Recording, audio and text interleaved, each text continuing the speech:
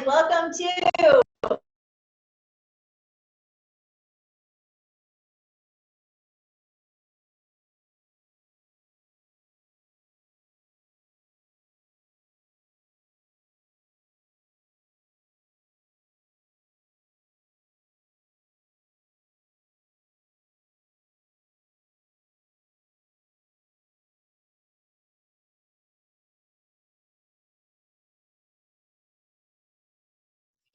Hey guys, we're working through some technical difficulties, and just to remind you, we are live.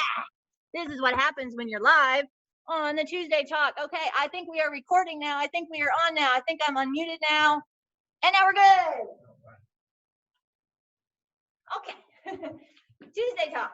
Today we are talking about injury prevention with our special guest, Elliot from KORT. We are here at the KORT location at the Norton Sports Performance Center out here on the East End off Sycamore.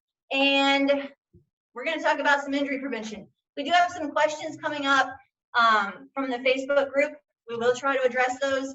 Don't forget, there is Q&A. There is a Q&A section there, so you can ask us all the questions that you're having with your injury prevention. Let me catch my breath. Okay, side note, a couple things. You are all muted. You're all supposed to be muted. Use the chat feature to answer any questions or address any issues. And then make sure you're in gallery mode.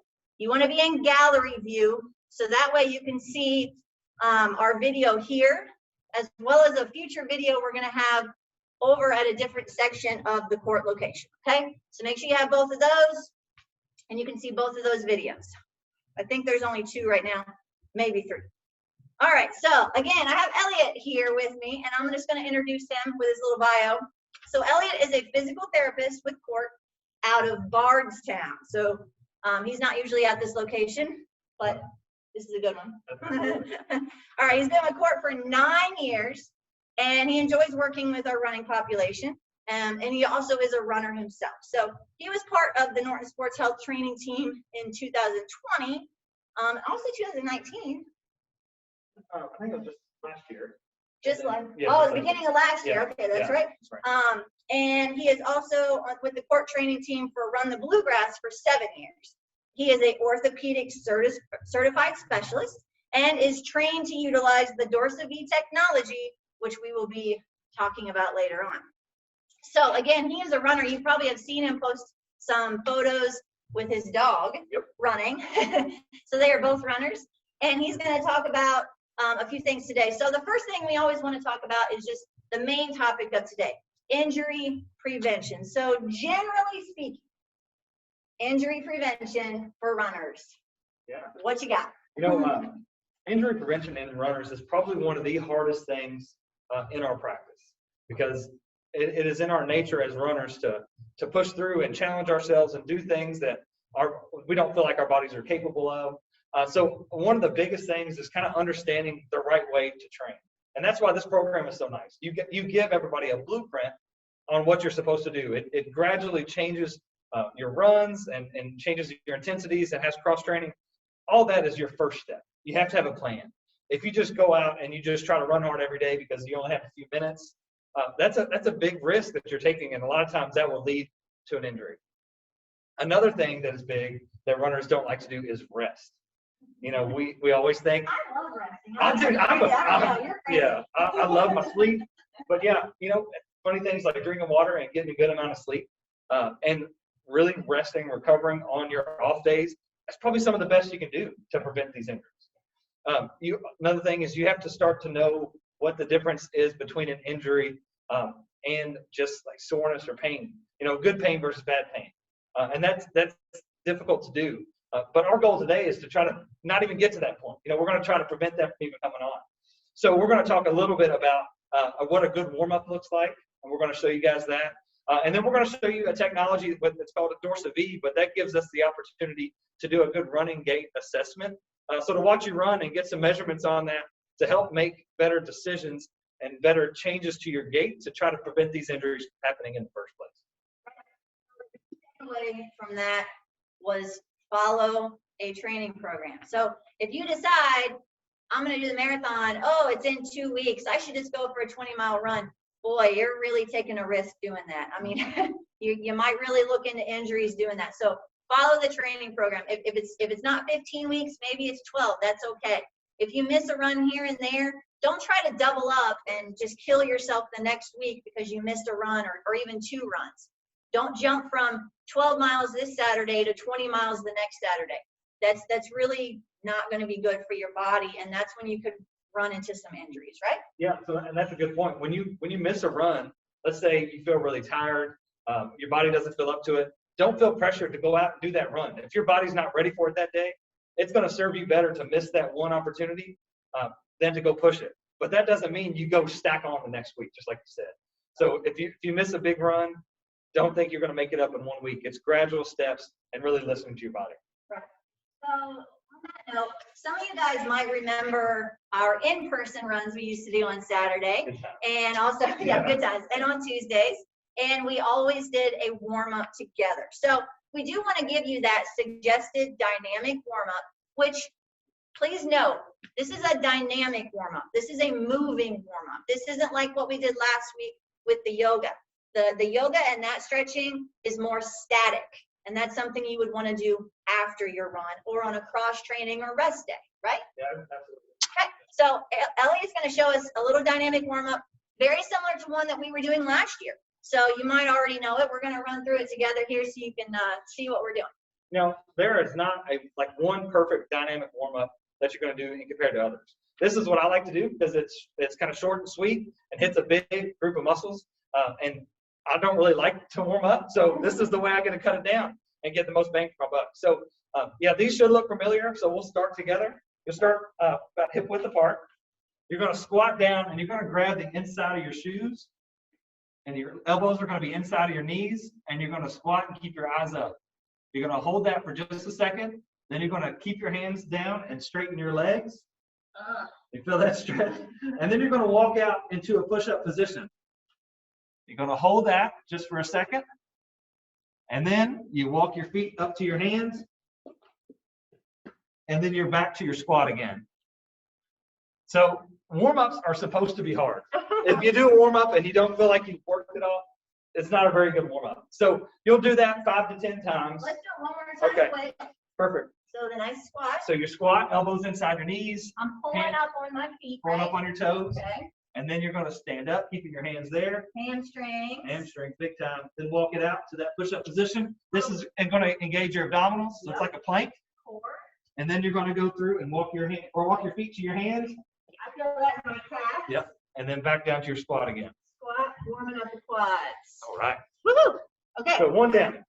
The next one is a dynamic lunge. So you're going to reach out really far with one leg. You're going to take the same side arm, and you're going to reach to the inside of your ankle with your elbow. You're going to put your other hand down there. You're going to feel that stretch on your bottom leg in the front of your hip. Feel more in my groin and hip area here too. And then you're going to put your hand on the opposite side of your foot, and then just try to straighten that front leg. And that's huge in the hamstring. And then you step, and you come to the other side. So we'll back up again. Other side. Yep, other side. You're going to go forward. Lunge. Same side elbow drops in. You're going to hold that position down. Take your other hand, put it on the other side again. Straighten your leg out. And then step through. And on that, you're going to want to do 5 to 10 once again on each leg. And that's more moving. So you'll notice we weren't holding those for very long. Right. Yeah, All these are just maybe 2 seconds at a time. Just kind of waking up the muscles, right? Absolutely. Okay. So the next one, this one's the easiest. As runners, it's really important to have good balance. So this is one that challenges your balance a little bit. So you're going to stand on one leg, bring your opposite leg up, bring it to your chest, come up on your tiptoes, and then step forward. Same thing, bring your knee up, tiptoes, step forward. And that transition to single leg stance and single leg balance each time is important because as runners, we have to take a balance step every time we go through. But yeah, So when you step down, you kind of want to put a little pressure into it, right? we actually want to be soft. Soft. Yeah. Okay. You know, as I runners, couldn't remember last year. we want to be nice and soft with our landing, and just that step through. You want to be a smooth transition. Okay. Like a little dance. That's right. Okay. So Cool. you ready? That's it. Yeah. See, okay. So make sure you're doing a little warm up, guys. 5 minutes. It's going to help you. It's going to prevent those injuries. Please take the time to do it, because coming to me later and saying everything hurts, I'm going to be like, well, have you been warming up? All right. So that's the #1 question. So that's a great dynamic stretch. Now, you might have noticed I'm wearing these creepy things on my shins right now. It's for the Dorsal V Technology. So we are going to just move on over to there. Come along with me. We're on live video. This is the way we do it. A little Norton Sports Health shot on my shirt here. Right here? Okay. Yep.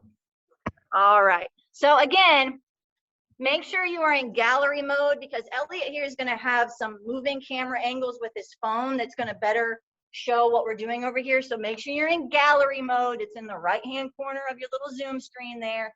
So you have both videos going, okay? And do you want to have that one mute or my mute? We can do, let's see if I Can you unmute? Nope. So we'll do that one. We're doing this one. All right. All right. He's going to tell you about the Dorsal V Technology. So I'm going to give you a quick zoom in on what's down here at her ankles. Never mind my hairy legs. I'm sorry.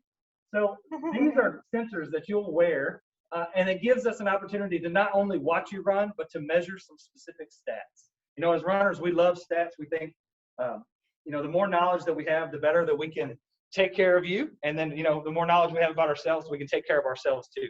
So this is really nice, because today I'm going to have her run on a treadmill, and I'm going to show you guys some of the live footage that we're going to get while she's running on the treadmill, and then we'll break it down a little bit and figure out what we need to do after that. Side note, I am not a treadmill runner at all, so don't judge me on my gait on this treadmill. It's very different from normal. So, and some of you guys might be the same.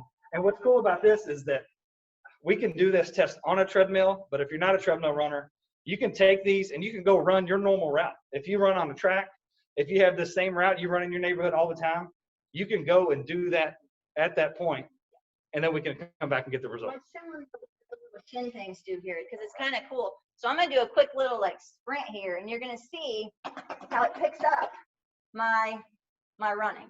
Yeah, so if you just lift your right leg a couple times, Oop. so you see the lines change, Yep. and then go to the other side. Left leg. And so what that's going to do is that's going to give us the ability to get some measurements on it. This machine is way smarter than I am, so we let it do its work, and then we just interpret that. Back up. All right, so let's hop on the How's treadmill. your run? Not a treadmill runner, in a mask, no judgment. So Stephanie asked, here, let's get this going. Good, all right. So she asked me, how fast does she run on this? If you're doing a gait analysis the right way, the answer is do whatever you do the majority of your miles. So just because you go and you have a fast day, or if you almost kind of want to impress somebody, you want to run fast on a training day, that's not going to give us the best example. If you go through and you run most of your miles at 10, 30, or 11-minute pace, that's perfect, because that's how we're going to be able to evaluate your gait. I don't need to evaluate your sprint or your fastest pace possible. I want to do what the majority of your training pace is going to be. Yeah, Go ahead. Okay. Yeah, go for it. I mean, I don't want to run. It's not a run day. It's a bike day. So we're going to have Stephanie run just for a couple of minutes. Usually we will do this for a little bit longer. Let's say you come in and say, you know, I started having pain around mile 4. Well, what we'll do is I'm going to make you run for probably about 4 miles to see what the difference is. But for today, we're just going to go through and just get some stats. So if you want to switch back over to my phone view,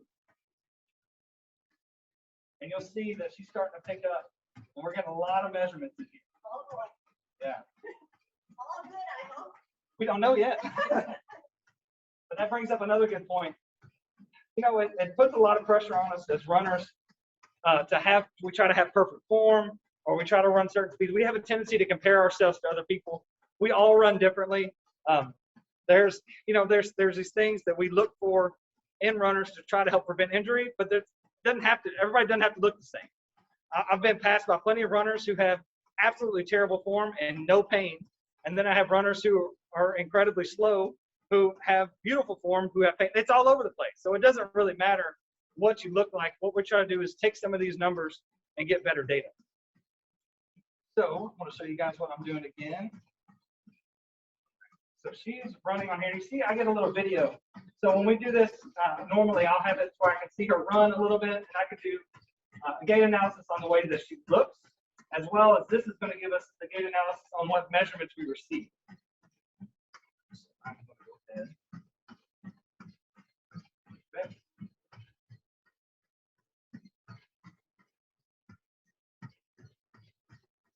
Good. So then I get this, I get the results. You can go ahead and stop for me if you want. All right. So what I'm going to do now, we're going to call this the distance running test. I'm going to click that. I burned 46 calories. So that's a big win right there. See, that's a bonus. Bonus. Yeah. I'm going to shrink that to where it goes over where she ran.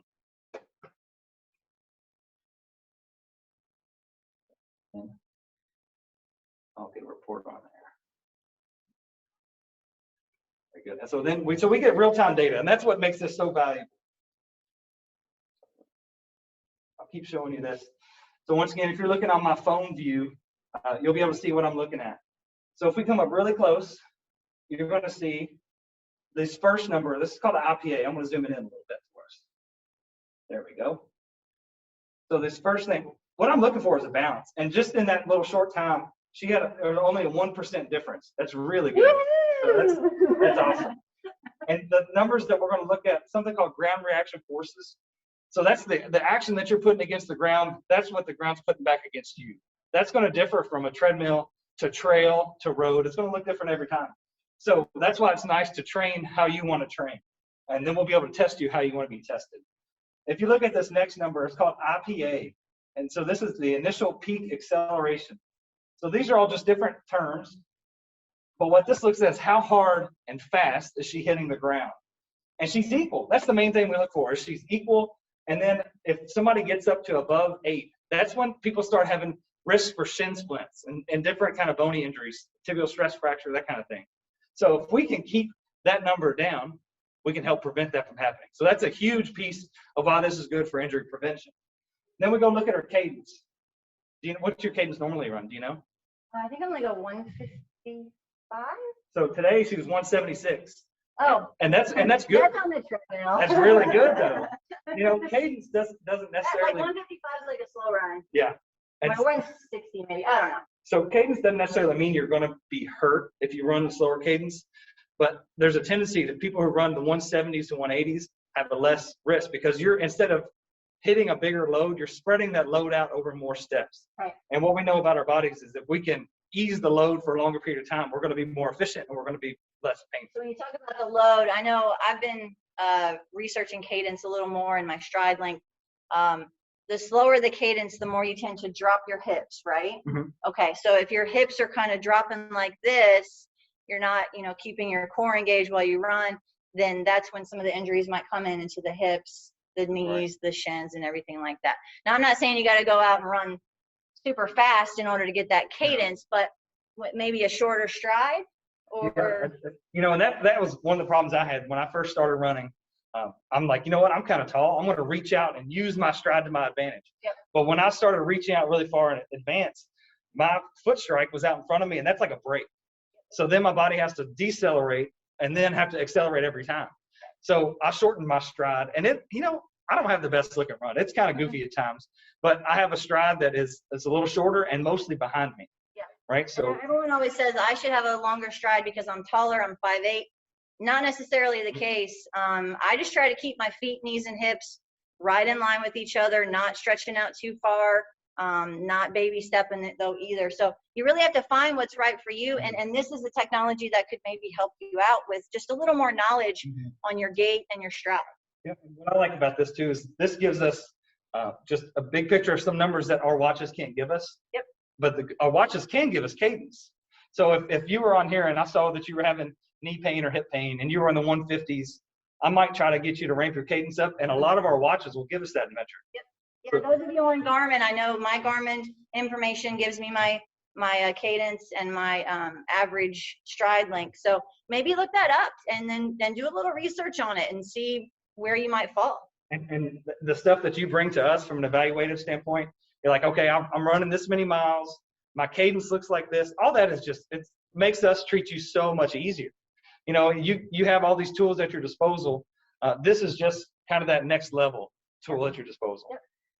So, the Dorsal V Technology. So it is available. It's available to the public. This isn't just for me. It's not just for Elliot.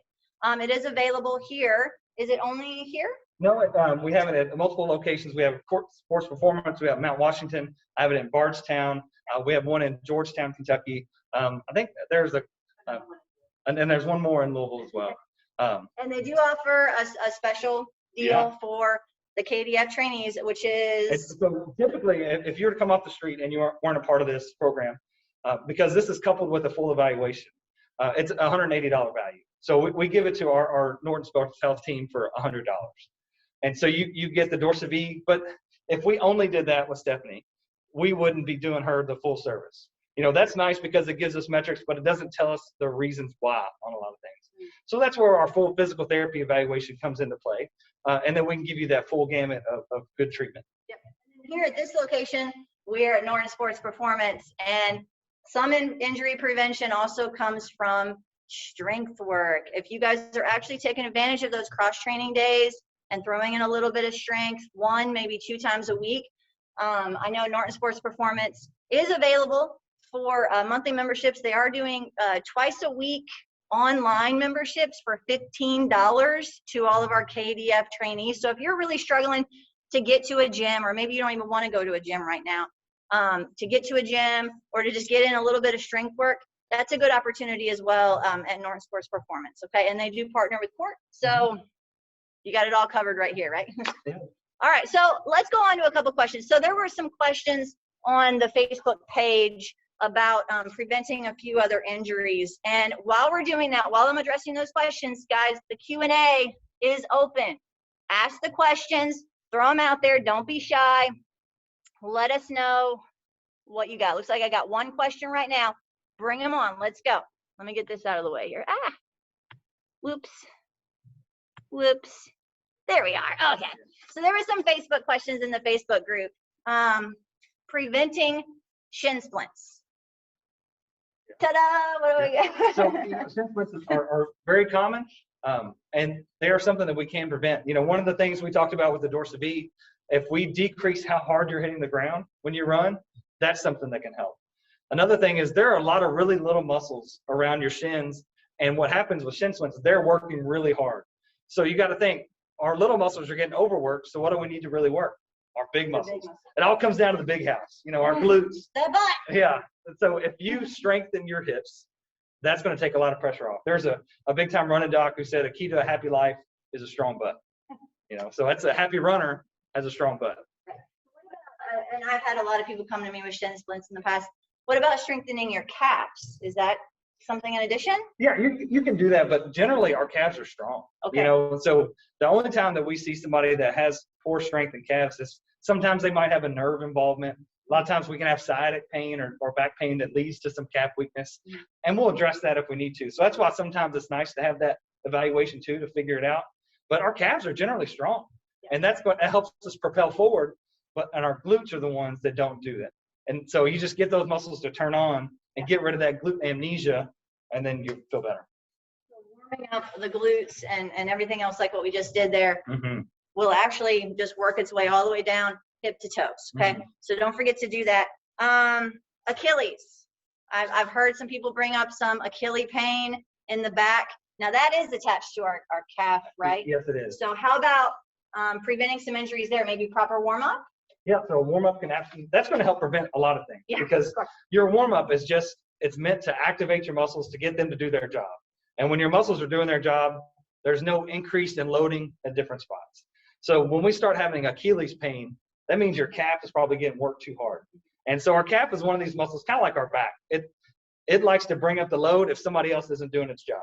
So that's why we see it a ton with runners, because once again, our calves are usually strong, so they're working overload to try to get the same job done. So it still comes down to hip strength and abdominal strength to take pressure off of that.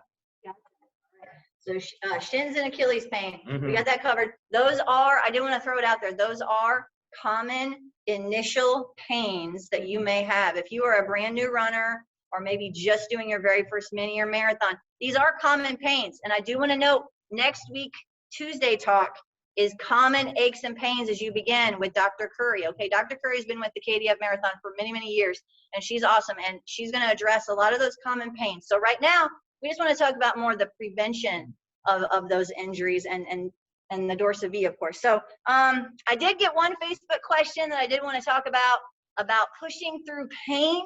So when to rest, when to seek medical care. We did talk about the importance of rest days, so maybe thoughts on that? This is one of the tricky things too, because like we mentioned earlier, it's ingrained in us as runners to push through, because we have that figurative wall that we have to push through in running with our cardiovascular system. So sometimes we almost wear it as a badge of honor. If I ran so many miles and I had my pain, struggling across the finish line, yay me! Yeah, not always. And I think people also like to admit that you have pain versus soreness. It almost feels like a failure, because you start to seek help. You see Dr. Curry, you come and see KORT Physical Therapist, but our collective goal is to get you across the finish line. So you just have to be honest with yourself on if something's a true pain or is it a soreness. And you're going to start to see that spike. Like, can you keep your good form? Does it change your mileage? Do you need increased rest? Do you have to take medication? If you find yourself after a run needing to take ibuprofen, probably not the most normal thing. So doing some of these warm-ups and utilizing some of these tools and tests and strength training is going to help, hopefully, where you don't have to make that decision. I always tell people, rest is best. I throw it out there. Don't forget about your RICE method. If you are really experiencing something, rest, ice, compression, elevation. And then, of course, if anything moves on from there, medical care, people, it's okay. You're not weak. We got a couple of Q&As here. So we did talk about the strength exercises. So Rose is asking about specific strength exercises that are best. And we will, side note, again, we have another Tuesday talk coming up in a couple weeks about cross training, some really good cross training exercises. But in the meantime, your thoughts? So I love simple exercise. Yeah. I think a lot of times in cross training, we do videos that are big dynamic exercises, and sometimes they're too much.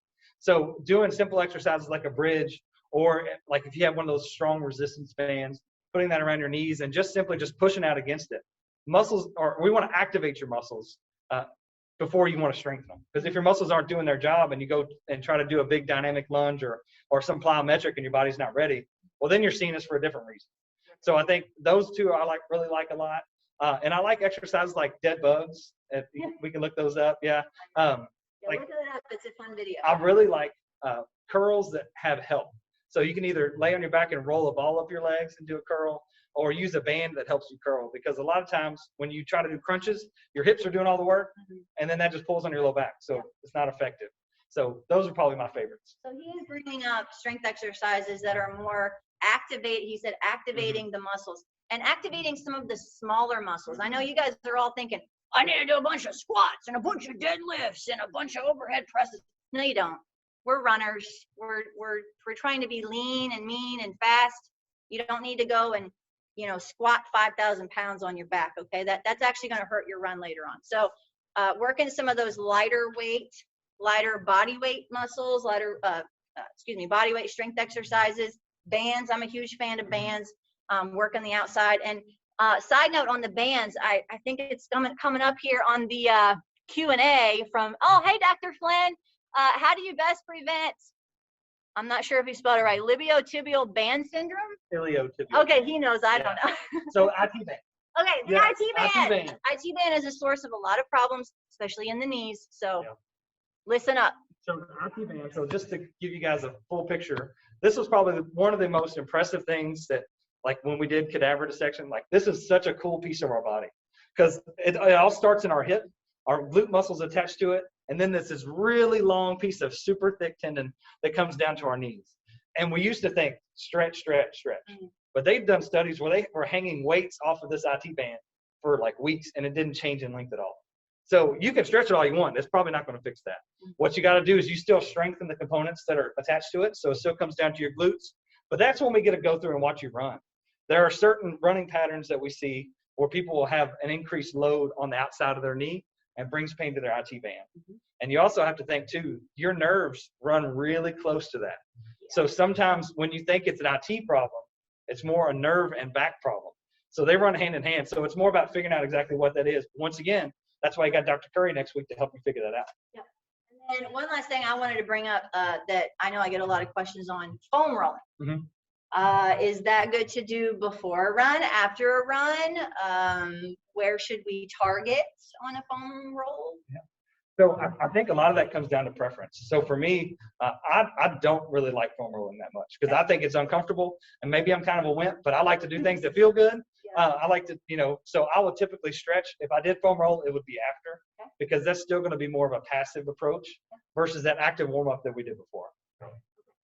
So those of you foam rolling, just be very careful. I know I initially, when I very first got a foam roller, I was doing it all wrong because I thought my IT bands were tight and I needed to foam roll them out. And I was probably just rolling over that nerve along the side over and over and over. And I'm like, I don't know why this isn't working. So be very careful if you guys are foam rolling. Make sure you're doing it on like the inner part of it, like more on the quad and then more on the hamstring, then right up and down that IT band. That's really not, if it hurts that bad, it's probably not doing you any good. If you're going for that, go up higher on the glutes. Yeah, get into the butt. The butt's a very strong muscle. The butt's going to help you run. Make sure you are working those hip and glute muscles on the strength. So again, preventing a lot of injuries it sounds simple. It's just a few small things every week. The dynamic warm-ups to ignite those muscles before you go on your run, and then stretching them out after, okay? So I hope we answered a bunch of questions. It looks like I got through everything on there. Again, next Tuesday, register now for our next Tuesday talk with Dr. Curry about common aches and pains when you begin. Very important session. Make sure you join us next Tuesday at noon. Get pre-registered before Sunday, and we will see you all then. I hope you all have a great week. Go out for your run. It's not that cold. Yeah, right. And we will see you all later on. Thank you. Thank you.